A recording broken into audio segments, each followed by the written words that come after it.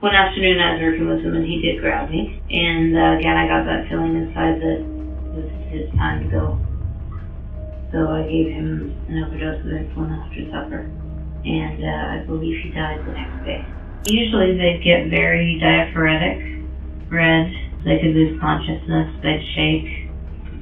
I honestly believed at the time that God wanted me to do it. Doctors and nurses are often revered as guardians of health, trusted with the care and well-being of their patients. Their dedication and compassion are symbols of hope in times of vulnerability. However, what happens when this trust is shattered? When a caregiver becomes a perpetrator of unspeakable crimes? This is the case of Elizabeth Wetlaufer. On September 16, 2016, the truth shattered the serene facade of Canadian healthcare when Elizabeth Wetlaufer, a nurse entrusted with caring for vulnerable patients, revealed a horrifying secret to her therapist.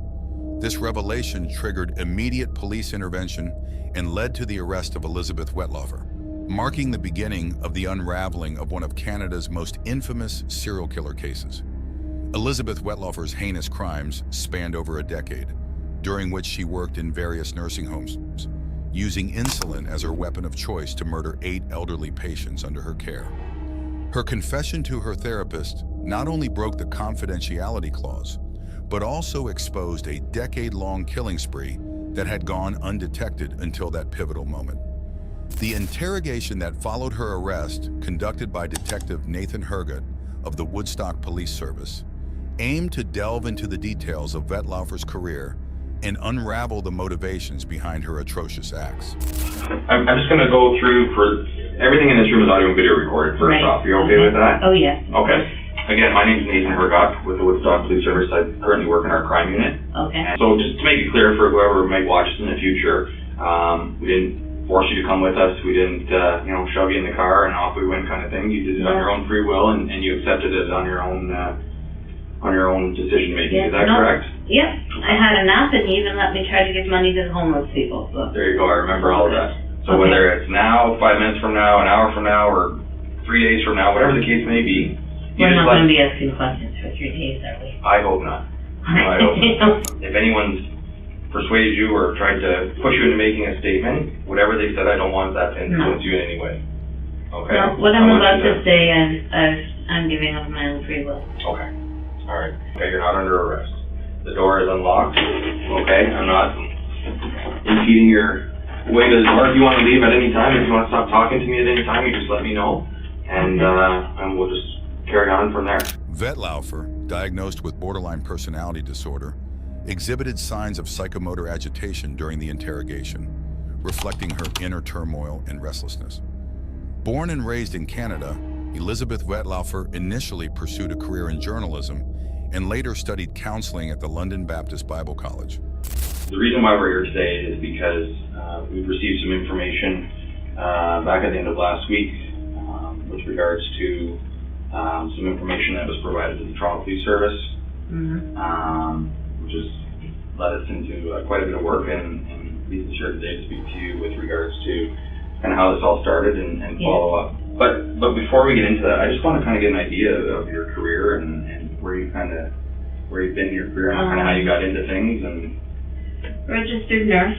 I started from Heron Park Secondary School.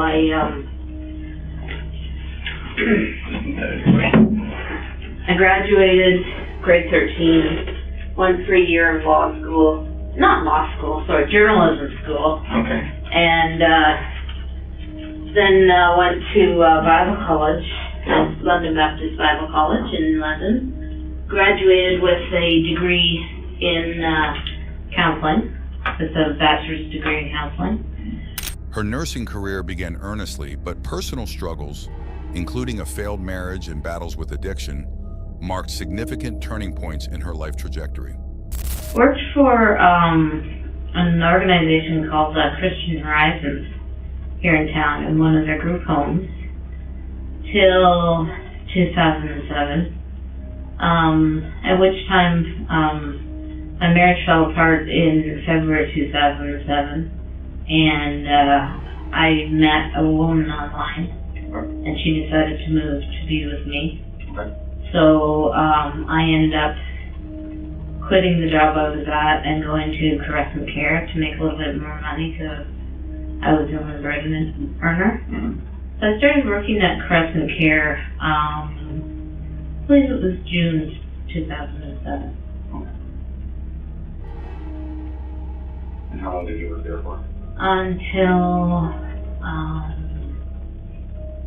2014. Her employment at various healthcare facilities provided her with access to vulnerable patients where she perpetrated her crimes. One such instance occurred at Crescent Care, where she was dismissed for a medication error but continued her lethal activities elsewhere. I worked in different areas of the home. Okay. There's 5 wings to Crescent Care, so I worked in different areas. Right. Okay. All throughout the 7 or so years that you were there? Yes. Okay. And at that point, did you have different supervisors from unit to unit, or no, there was the same person, or? There was one supervisor, Helen Crombie. She was the head nurse. Okay. I went from Crescent Care, fired from Crescent Care. Okay. For a medication error. Yeah. Then from there I went to Meadow Park Nursing Home. Okay. And left there to get help with an addiction issue. Okay. Hoping that it would get help with that as well. We did a lot of different things, a lot of one-on-ones with people, like in their own homes. 12-hour shifts, 8-hour shifts, sitting with them. Okay. A lot of stuff I did was sitting with palliative patients. Right. Okay. That would be tough. It was okay. Yeah. Because I knew they were going to die. Yeah. And it was just an opportunity to give the family a rest. Yeah, absolutely. So. Yeah, it's an important role. I mean, a lot of people wouldn't see it that way and wouldn't even notice the care that these people are giving from people like yourself, right? So to give the families a bit of a break and take that role is important, which a lot of people don't see, right? Because when someone's dying in the house, families don't want everyone to be asleep at once, right? And that can be very hard if you're not able to do that. That's right. But if you have a nurse there that says, no, it's okay, I've got this, I know the medications they get, it's going to be all right, then... Kind of rest easy. Yeah. Despite her erratic behavior and lapses in professional conduct, Vetlaufer managed to evade suspicion, moving between different healthcare settings and continuing her deadly spree. Her addiction issues, particularly with drugs like hydromorphone, played a pivotal role in her crimes. Back at Meadow Park, what was your addiction? Hydromorphone. Okay. All right. Hydromorphone. And how much were you using? I was a binge user, so I would use what I could get a hold of by stealing it from the patient. Okay. All right. So you had your ways. Yes. Yeah. Okay. And was that ever an issue with Stadler? Were you ever confronted, or did that go totally undetected for the time you were there? There was a time when hydromorphone was delivered to the home, and it didn't get put away right away by the person who should have. And so I took the hydromorph and put it in my bag and took it home, and it wasn't discovered for months. The influence of substances impaired her judgment and heightened her impulsivity, contributing to her ability to rationalize and execute the murders of her patients. Vetlaufer described a disturbing sensation, a red surge, that compelled her to administer fatal doses of insulin, often citing a twisted sense of divine justification or personal compulsion.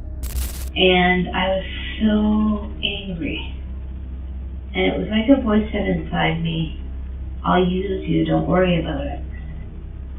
And the different times that I have caused people's deaths or caused them discomfort through the insulin, I believe it was the influence of that voice or whatever it was. It wasn't a voice in my head, it was a voice in here. And when I would do it, afterwards I would hear like a laughter in my chest. So, started working for St. Elizabeth, and I was doing well, but it was a lot of pressure. And the way that, that I've helped people to die has been through insulin. And after my 30-day evaluation, my supervisor came to me and said, you know, I'm really sorry. We wanted you for Woodstock, but we have so many kids in schools in Ingersoll that need help with their insulin pumps that you're going to start working in Ingersoll. And I panicked. I didn't want to do that. Because I felt, you know, what if? So it's a kid. So I think it was about a week after that I quit. Yeah. And then I packed my stuff in the car, and I drove 2 days into Quebec, thinking like I would just start a runaway sort of thing. And then I thought, no, that's just stupid. So I came back, and I was going to tell my parents what was going on, but they had visitors from Scotland. So I didn't tell them, I'm sorry, spent 2 weeks pretending to go to work. Okay. While the visitors from Scotland were here. Right. It's funny, but it's not funny. And then, once they left, I decided I didn't want to nurse anymore. I didn't want to hurt anybody anymore. So I also quit my other job. And then I decided, whatever Friday that was, that, like, I did a lot of looking into how I could get help, because I realized I needed help with whatever this was. Right. Because part of me had started to believe that it was the devil, and part of me thought it might be God with a purpose through my life. And I know the doctor asked me those questions, but I didn't answer them because I was so ashamed. Detective Herga navigated the interrogation with a careful balance of empathy and professionalism, mindful of Vetlaufer's mental health condition and the severity of her crimes.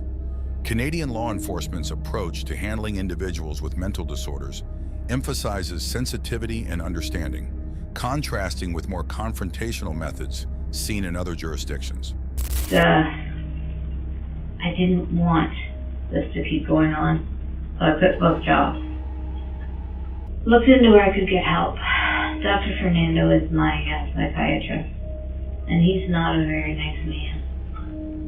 So I went on an online support group and was talking to people on there, and they were saying, you know, get some help.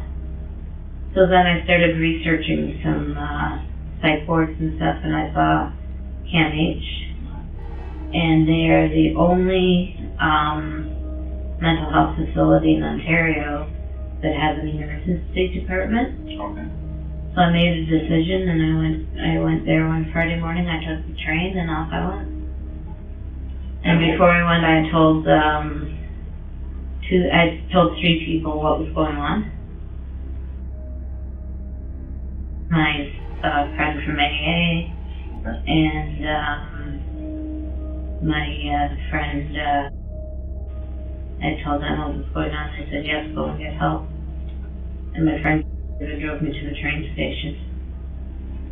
And when you say you told them what was going on, did you get into details of why you were going to seek help? Or? I told them that I had been killing people because I didn't sell that stuff. And they all said, yes, you better go get help. So off I went.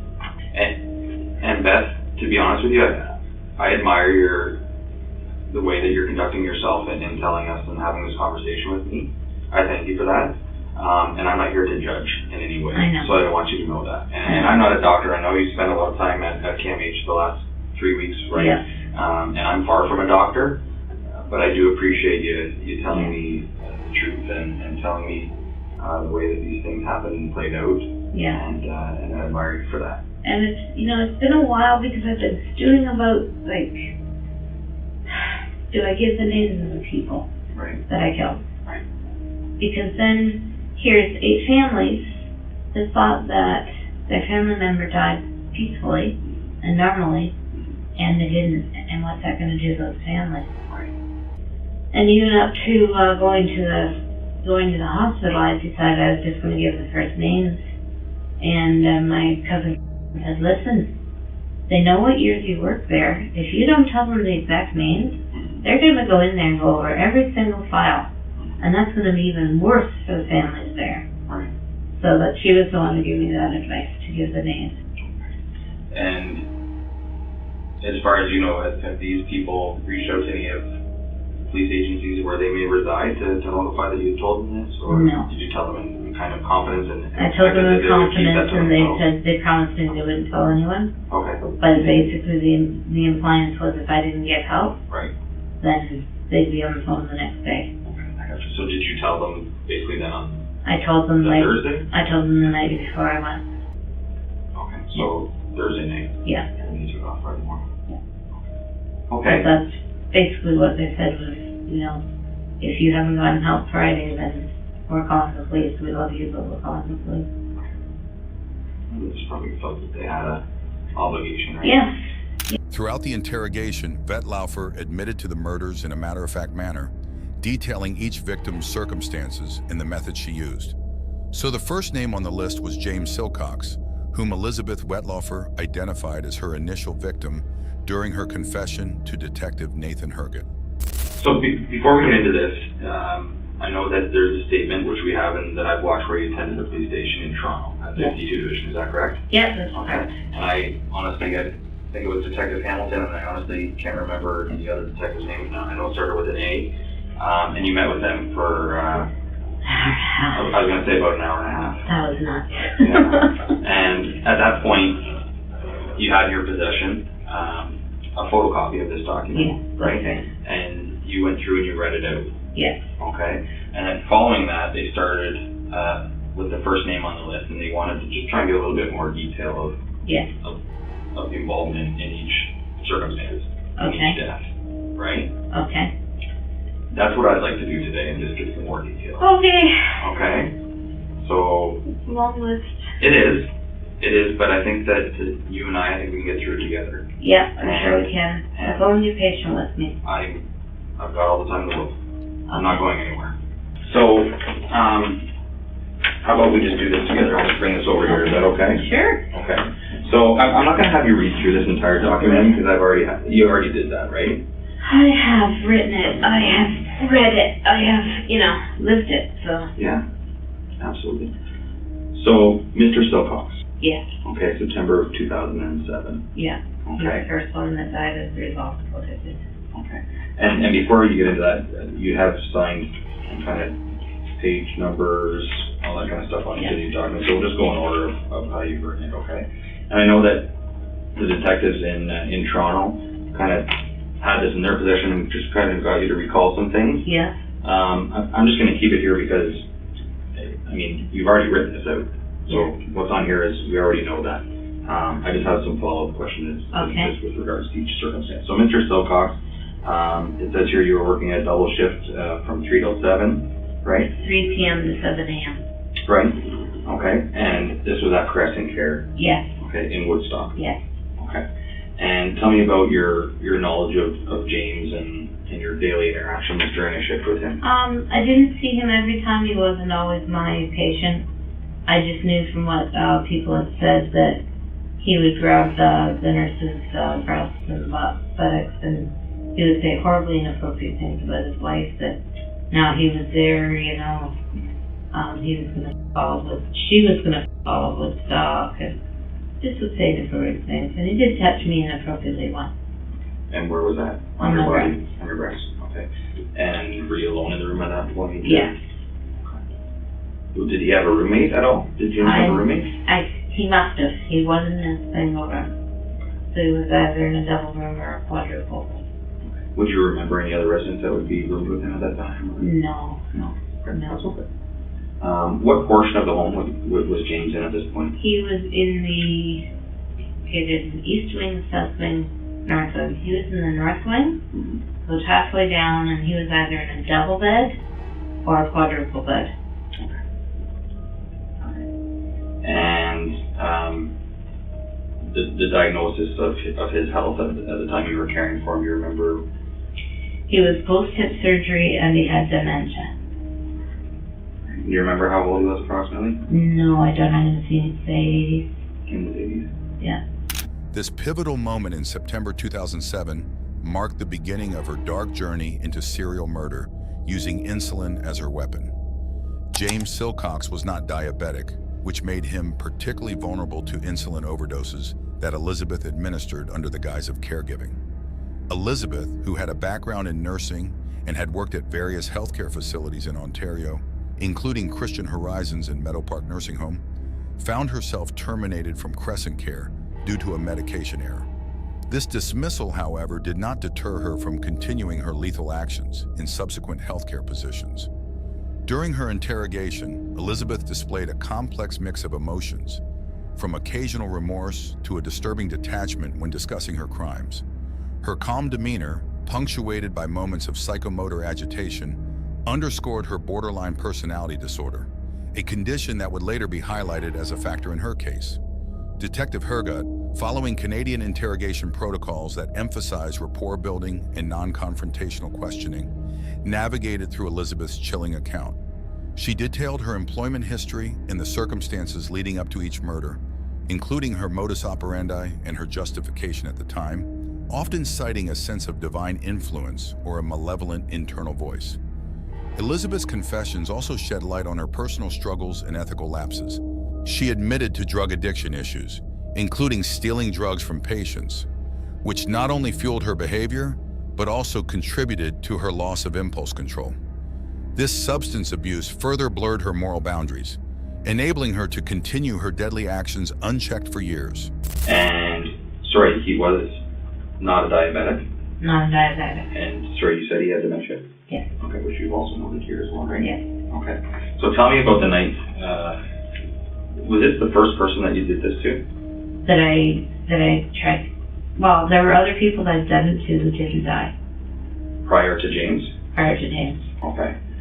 So was this your first attempt at overdosing these people on insulin? Yes, Patella was. Just Patella. And I didn't really want her to die. I don't know, I was just angry and had this sense inside me that she may be a person that God wanted back with him. And is that feeling you're referring to that you had in your stomach at times? Yeah. Okay. Is that the point, and I hate to get off topic here, but the point where you had these feelings in your stomach and almost that laughter after it happened? Yeah. Is that the part that you didn't tell Dr. Khan? Yeah. Okay. Okay. I just wanted to be clear on that. I told him about the laughter in my stomach, but not the feeling that this may be the person that God wants. Okay. Because I just found it so stupid. The interrogation revealed that Elizabeth's murders were not impulsive acts, but calculated decisions driven by a twisted sense of justification. Her victims, like James Silcox, were often elderly and vulnerable, residing in nursing homes where she had access to medications. She described the night of James Silcox's death, recounting how she administered a fatal dose of insulin, despite not wanting him to die outright, illustrating her conflicting emotions and psychological turmoil. One of the disturbing patterns in Elizabeth's account was her tendency to paint her victims in a negative light, emphasizing their flaws or problematic behaviors as if to rationalize her actions. This pattern hinted at her narcissistic tendencies, where she portrayed herself as morally superior or justified in her lethal interventions, despite the profound harm inflicted on her victims and their families. Okay, and we'll get to those. Yeah. Okay. Helen, I don't remember a lot about. She was very quiet, very determined. Just seemed to be waiting to die. Mm-hmm. Again, I had that feeling that, this is the one. Mm-hmm. And I made a bit of a fuss about her that night because she was very lucid. Mm-hmm. And we talked about how much she liked blueberry pie and ice cream. Okay. So on my break, I went to Walmart. I got a small blueberry pie and some ice cream. Mm-hmm. And brought it to her, and she ate 3 or 4 bites. Nice. And then that night I overdosed her. Because, like I said, I had that feeling that it was her time to go, and What do you mean by that? Do you think she was towards the end of her life at that point? know that she was the person to go next. And that was in your mind, in your stomach? Yeah. Where was that feeling? In my chest In your area. chest. And after I did it, I got that laughter. When would you feel that laughter? Would you feel it right after you injected it, or once the person passed away? Both. Yeah. Both. As the interrogation delved deeper into each case, Elizabeth provided details about her interactions with the victims and the circumstances surrounding their deaths. For instance, she recalled how James Silcox had been post-hip surgery and suffered from dementia, factors that made him a target for her lethal injections. Despite his medical condition, She acknowledged his occasional inappropriate behaviors towards nurses, further shaping her distorted justification for his murder. I honestly felt like God wanted to use me. And Dr. Khan kept asking me, do you think God chose me for a special purpose? I kept saying no, because that did not sound like a special purpose, you know? Yeah. So, but yeah, I just had a sense after my marriage broke up that God was going to use me for something. And then after a while, I started to really wonder after some of the murders if it was God or if it was the devil fooling me. Did you feel like you were doing the right thing for these people? No. About 9:30, I gave him a dose of 50 milligrams of insulin, not diabetic. So I used a borrowed insulin pen, and gave him an insulin shot. And at 3:30, the PSW, throughout the night he was yelling out, I love you and I'm sorry. Not to me, but just you could hear him calling out in his room, and that's what he was calling out. And then at 3:30, the PSWs came to me and said that he was gone. So I did what we're supposed to do. I went and listened to his heart and chest, called the doctor, called the family because that's what they wanted. Family came in and sat with him for a while. Doctor came in and said that his cause of death was from an embolism due to his post-hip. He'd have a hip surgery. Doctor ruled it embolism due to post-hip surgery. Who do you think he was talking to when he was yelling out, I love you? I thought it might be his family. I really did. And when they came in and talked to me, they wanted to know if he'd said anything. So I told them that I was so ashamed. So ashamed. Yeah. When you were speaking with the family? Yeah. And is that the family that kind of commended you for the work that you had done? And yes, and that I've been there for him, and yes. How'd that make you feel? Awful. Absolutely awful. How did you deal with it? I just went home, went to bed. You know, I felt awful. Maybe I fought with my girlfriend. Did some exercising, you know. Yeah. Did some games on the computer and just tried to forget about it. Did you have a problem sleeping that night at all, or anything like that, or did you? Well, I was working nights, so I was. During the day then. I would say I tossed and turned a bit. Yeah. Felt pretty bad. And I didn't want to see the family again. Elizabeth's confession also touched upon her internal struggles and moments of reflection. She described feeling a sense of shame and guilt after each murder, yet these emotions did not deter her from continuing her spree. Instead, she sought to bury her remorse through distractions such as exercise or video games, highlighting her inability to confront the gravity of her actions fully. Throughout the interrogation, Detective Hergut maintained a delicate balance of empathy and professionalism, acknowledging Elizabeth's mental health challenges while ensuring accountability for her crimes. This approach underscored Canada's legal and ethical standards in handling cases involving suspects with psychological disorders, emphasizing rehabilitation alongside justice. The detective asked her, "Okay, so tell me a little bit about Maurice. This says that this occurred in September or October of 2007 at Crescent Care, right?" Elizabeth Wetlofer nodded, recalling her interactions with Maurice Granite, her second victim. She described how she worked across different floors as a nurse at that time, filling in wherever needed. Maurice was a patient who sometimes grabbed her inappropriately, a behavior that seemed to justify, in her mind, his fate. Maurice, how did you pronounce Maurice's last name? Granat. Is it Granat?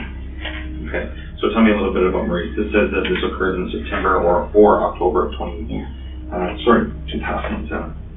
And this was at Crescent Care? Yep. Okay, tell me a little bit about your interaction with Maurice. He was another one who liked to grab breasts. Okay. He was sometimes a patient of mine. See, at that time, I didn't have a set floor that I worked on. I worked on all the different floors as a nurse, kind of filling in. Okay. So,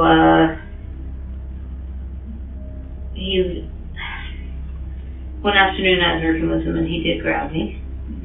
And again, I got that feeling inside that this is his time to go. So I gave him an overdose of insulin after supper. And I believe he died the next day. One afternoon, Elizabeth acted on an overwhelming feeling that it was Maurice's time to die. After supper, she administered a fatal overdose of insulin. Maurice died the next day as a result. During the interrogation, Elizabeth's detachment from her actions was evident, particularly when discussing her male victims. She tended to justify their deaths by highlighting their negative behaviors or personal challenges. Did you ever have any concerns that he didn't pass away while you were working and that, suspicion may arise? No, I didn't. Well, yes, I did a little bit. I always wondered if they'd find the site where he gave the shot and something, there'd be an investigation. I always wondered that. Right. But other than that, no. And even though it passed through your mind, you just continued on about your duties? Yep. And do you remember what part of the body he would have been injected in? Maybe the leg. Because at that point he didn't have a lot of body fat, so. Maurice didn't? He didn't know. And when you get a subcutaneous injection, it goes in to the body fat, so. Okay. And you documented that he was a cancer patient? Yes. Okay. Do you remember what type of cancer he had? I think it was prostate. Prostate. This contrasted sharply with her demeanor when discussing female victims, where she showed more empathy or less negative sentiment. Reflecting on Maurice's death, Elizabeth admitted she had fleeting concerns about her actions being discovered, but continued with her duties regardless. She injected Maurice in an area with less body fat, typical for someone not overweight. Maurice, documented as a cancer patient, had prostate cancer, which made him particularly vulnerable to the effects of insulin overdose. Moving on to her third victim, Helen Matheson, in 2011, Elizabeth explained the gap between Maurice's death and Helen's. During this time, she struggled with guilt and religious turmoil, attempting to find solace through church and prayer. However, these efforts did not prevent her from eventually returning to her lethal activities. The next person on your list is Helen Matheson. Yeah. Okay. So you go from September or October to 07. Yeah. And then Helen was 2011. Yeah. What happened between those years? I think you'll see that Was there some attempts? Attempts. In 08 and 09? Yeah. Okay.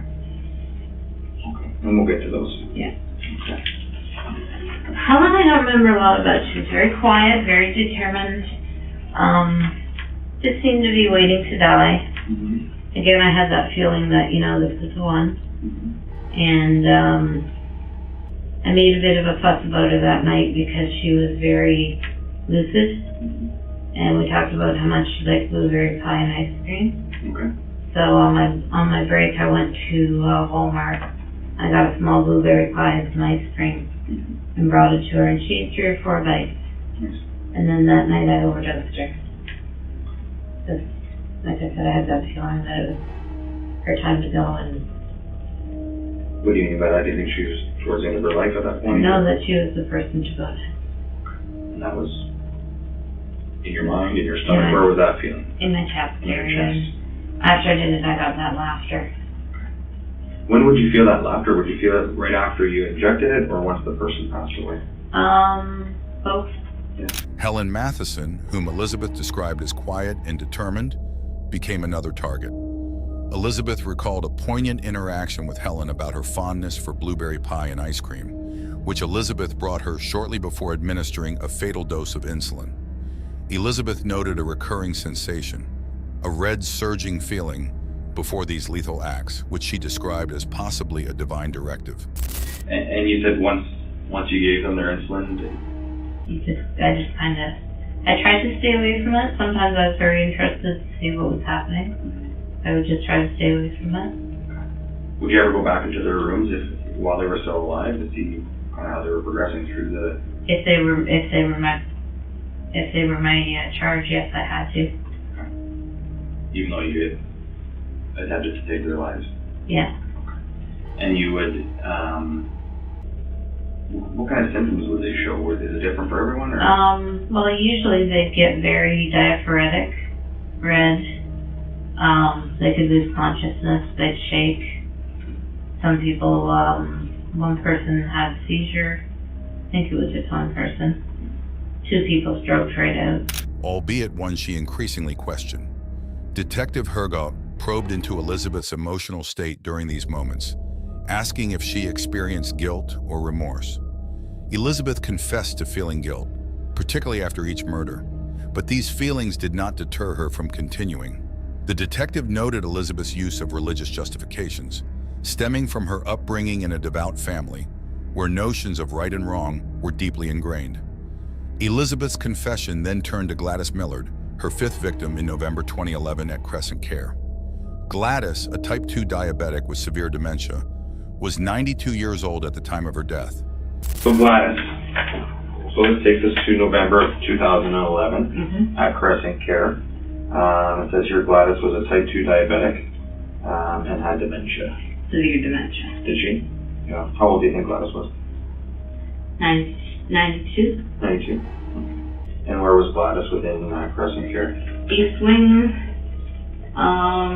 3 doors down from the main desk, in a double room. Okay. Do you remember her roommates at all? No. No.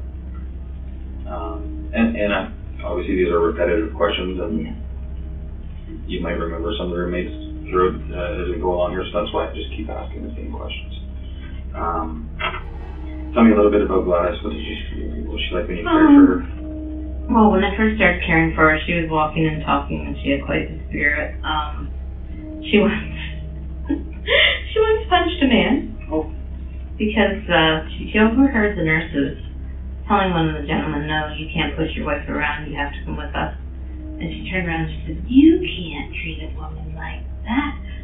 Boom! And hit the man. And hit the man.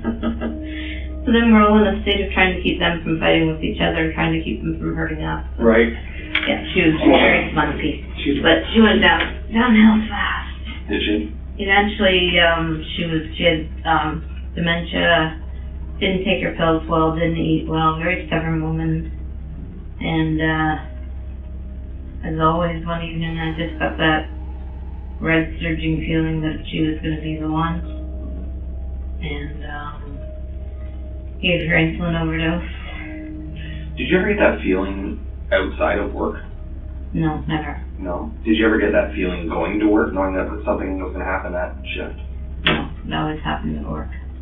So, if I were to use the phrase spur of the moment, would it be something that you would just have that feeling come on? Or yeah, I guess you could say spur of the moment, but it usually start happening, focused on one patient, and then I would feel that red surgeon, which is what made me think it was God.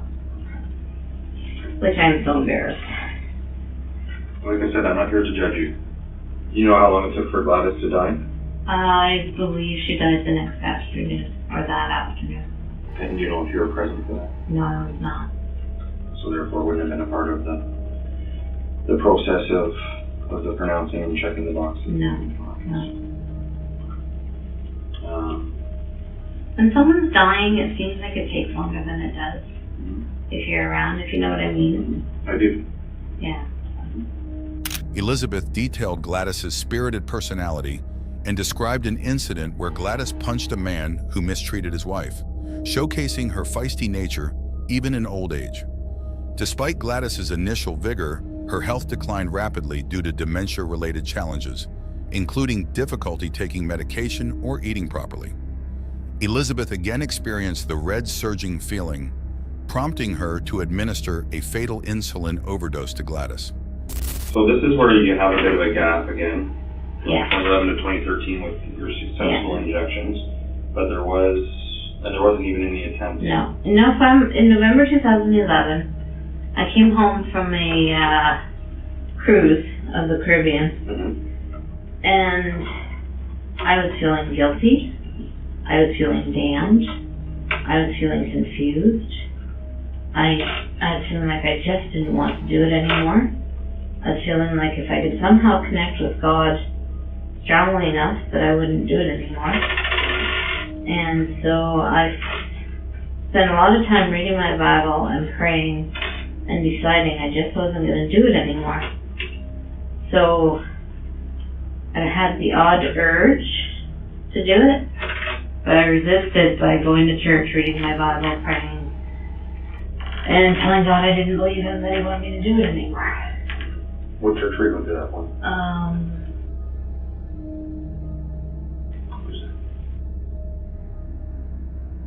Oh, okay. Yep. Yeah.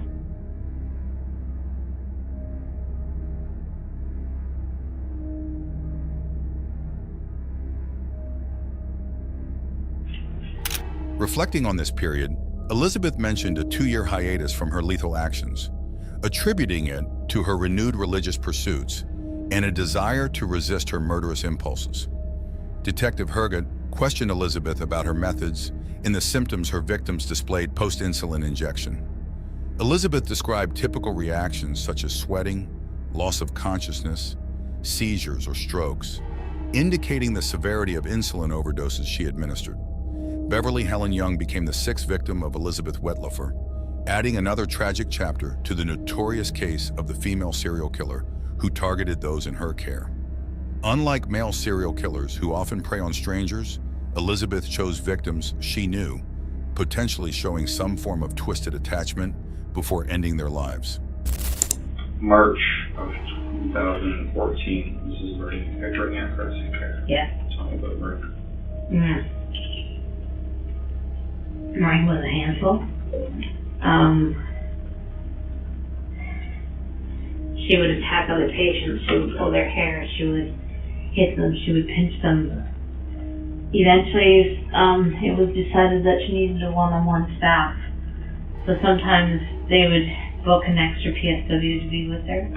Sometimes someone would come from the outside to be with her. But when one wasn't available, it was the role of the church nurse. And that was nuts. Sorry. That's just absolutely nuts. So, she just got harder and harder to look after. And one night when I had to look after her, I got this idea. I thought, I started getting the feeling of that surge again. I thought, no, I don't want her to die. But if I could somehow give her enough of a dose to give her a coma, or something to change her brain waves, maybe make her less, maybe make her less mobile, hard to handle, hard to handle. Right. So, so I overdosed her. And was that in the same wing? Yes, she was right across. She had gone into the room that Helen had been in. March of 2014 marked a turning point. Elizabeth, entrusted with the well-being of vulnerable patients, began to abuse her position. Accounts describe her assaulting fellow patients, pulling hair, hitting, and pinching them. Despite efforts to manage her behavior with one-on-one supervision, Elizabeth's aggression escalated. "I got this idea," Elizabeth recalled, reflecting on her descent into murder. "I thought, I don't want her to die. But if I could somehow give her enough of a dose to put her into a coma or something to change her brain," the pattern repeated itself.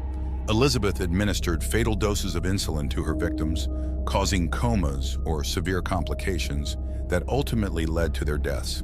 Her 7th victim, Maureen Pickering, succumbed under similar circumstances. Elizabeth's actions were methodical, calculated, and unchecked for years. Elizabeth's final victim at Carson Care was Arpad Horvath. Described as difficult to care for due to his combative behavior, he too fell prey to Elizabeth's lethal injections. The deaths continued until Elizabeth transitioned to Meadow Park, where her unchecked actions claimed yet another victim. What led Elizabeth to stop her killing spree? So, Arpad, or Art Horvath. Yes. Tell me a little bit about her. He was mean. He would grab the nurses and PSWs, whenever they were trying to do things for him, he would grab them, he would twist their arms, he would punch them. Very difficult to do care for. And one night I just got that surgery and I thought that you need to go. Had he done something that night? No, not really, just been his normal stuff. And he fought the first needle. And then the second needle I got in. And I forgot something about Maureen. I had given her a dose of whatever we dosed her with to calm her down before I ever gave her the insulin. So Art I gave a large amount of short acting, a large amount of long acting. passing in between each other. And then when I left for the night, he was still okay. When I came back the next day and worked, they said that he had had a stroke, severe stroke, and gone to the hospital. And the nurse that I talked to who'd been on the night before, she said, "You know how low his blood sugar was?" And I said, "How low?" And she said, "Oh, like 1 point something."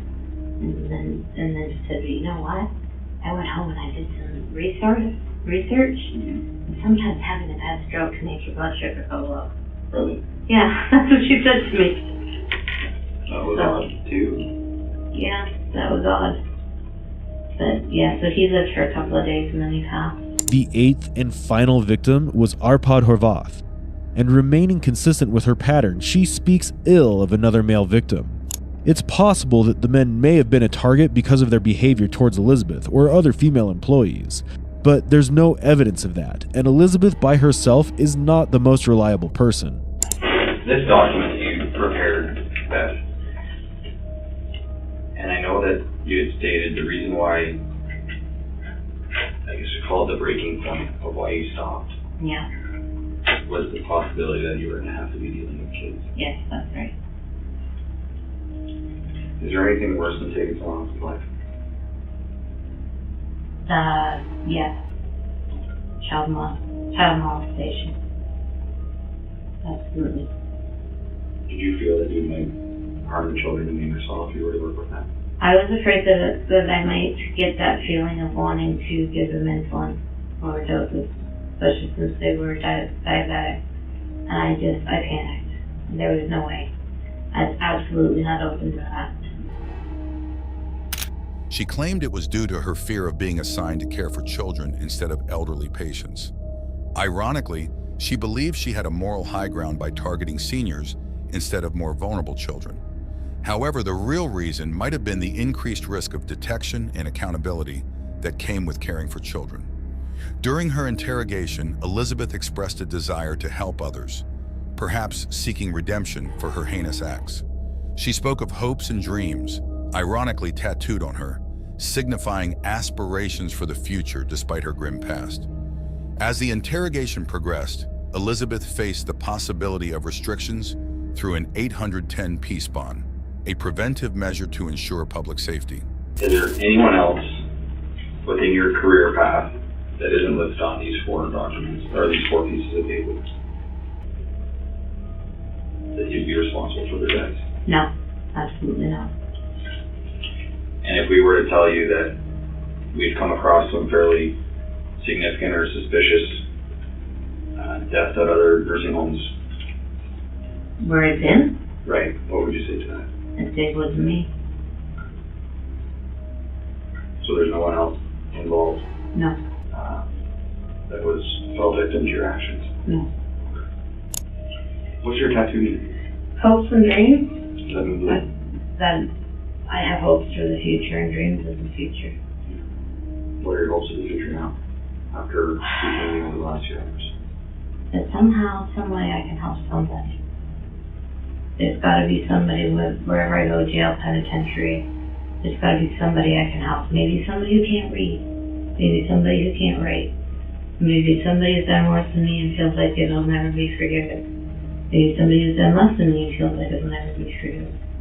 There's got to be something that can come from this. Maybe somebody can study me and come up with answers and new medications so this doesn't happen again. That's my hope. Canadian law enforcement, known for its rehabilitative approach, sought to balance justice with understanding Elizabeth's psychological and emotional state. Elizabeth's confession eventually led to her guilty plea on all 14 charges against her. The court sentenced her to life imprisonment with no chance of parole for 25 years. That's all for this video. We hope you have enjoyed this video a lot. What measures should healthcare facilities take to prevent such tragedies in the future? Let us know in the comments section. Make sure to subscribe to our channel and hit that bell icon for more interesting videos like this. Thank you for watching our video.